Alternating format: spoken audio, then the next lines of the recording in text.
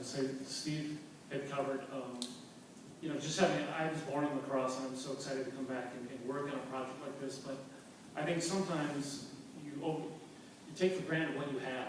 Like when you're around these bluffs every day, you're around the river every day, perhaps you can learn to take it for granted. And I think a project like this can be a reawakening for many residents in the city, and just capturing that energy and forming committees and getting involved with the city and the redevelopment authority and forming your own committee and just continuing the momentum, because that is how things will happen here, is to not let it go. This is not our plan, this is your plan, and there's a significant amount of ownership here in this room and with others that are not in this room, but it's your plan. Take it and run with it, and that would be my advice.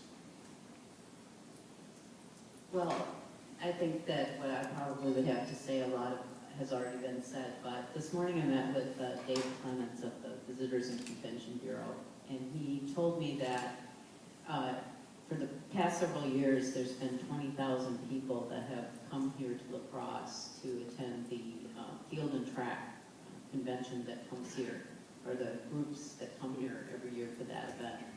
And he said there's 3 questions when he works the booth that people always ask him in this order. How do I get to Granddad Bluff? How do I get to the Mississippi River?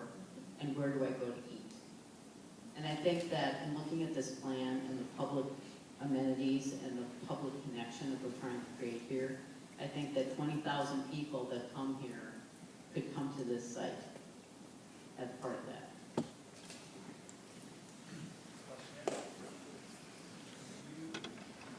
Could you talk a little bit more about how the pedestrian and biking paths connect to the existing paths? And also, we quickly breezed over the price points for the housing, but could you go through and kind of quickly talk about your vision? Let me talk about trails first, I guess. I'm kind of into biking a little bit. You guys map? Well, yeah, you got a pointer. So, is that a good one?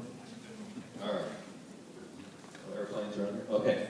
So, this from here, you can go all the way to Reedsburg. We know that. This gets you to the La Crosse River State Trail, gets you to, Trempealeau State Trail. This trail here is already installed in gravel. It comes back along here, along this flood dike here. So this was an old railroad trestle, if you saw in the old photos that we took out.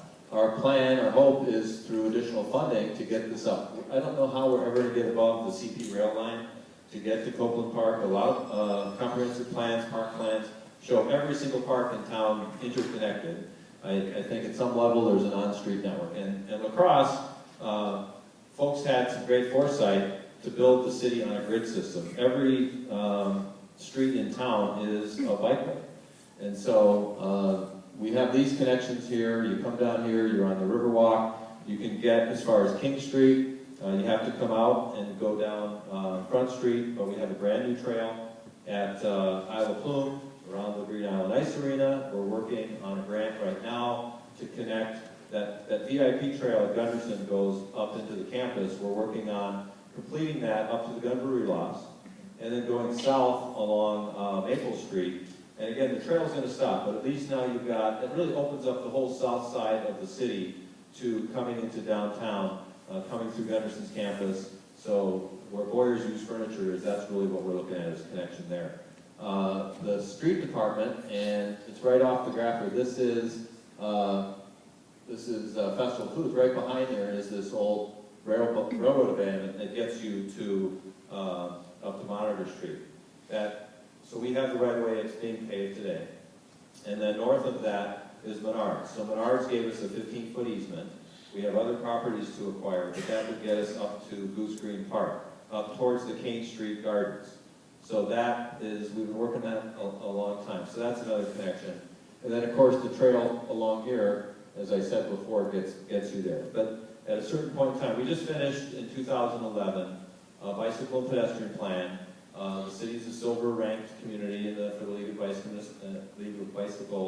American Bicyclists. So we want to work towards gold. That's going to be both on-street and off-street, whether it's sharrows, bike lanes, facilities.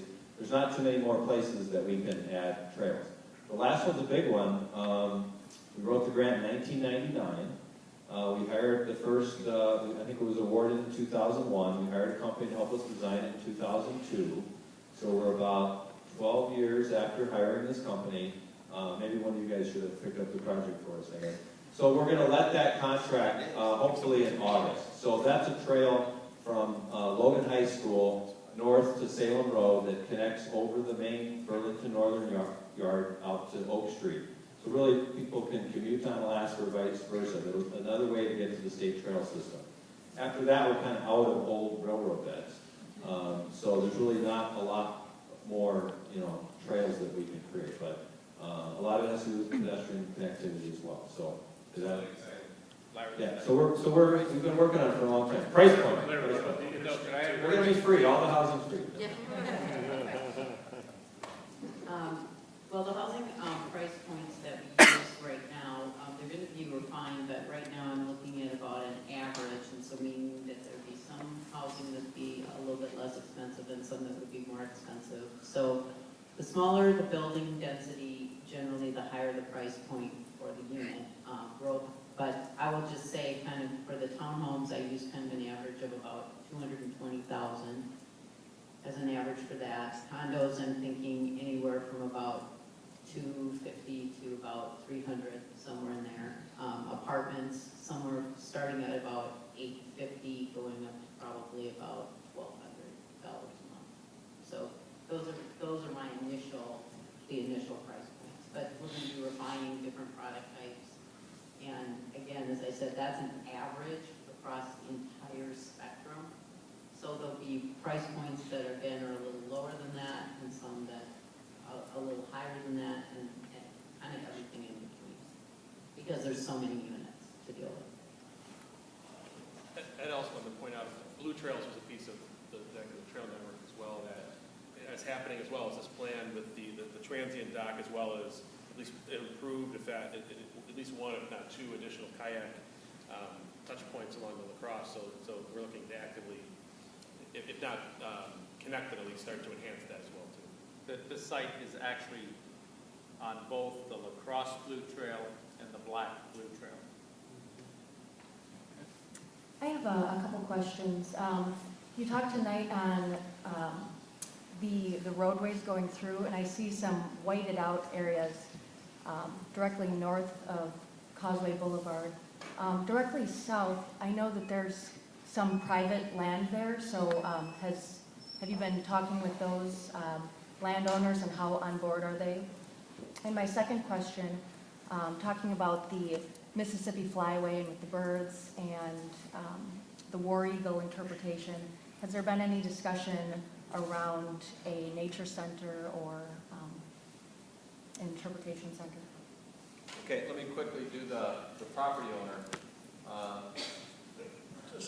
This property right here, we've talked to the owner. They have actually offered it to us for sale. This property, the access piece, the city has a 20-foot strip. We've talked to this property owner. We've done an appraisal, so we need 60 or 80 feet here. So that's going on. We haven't really talked to these folks here at all. We haven't spent a lot of time talking to these folks here. That's why they're really white.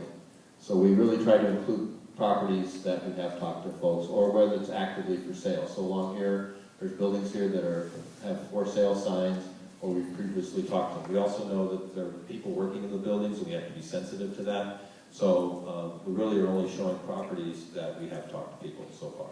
But again, someone just mentioned, we hope that there's a private marketplace that eventually kicks in on all of these things. At some level, we hope to stop subsidizing projects downtown where we have put in a lot of infrastructure. So our hope is that the real estate market will take off, and we don't have to go acquire more property. But we may talk to 3 or 4 more property owners. And then the next question is going to.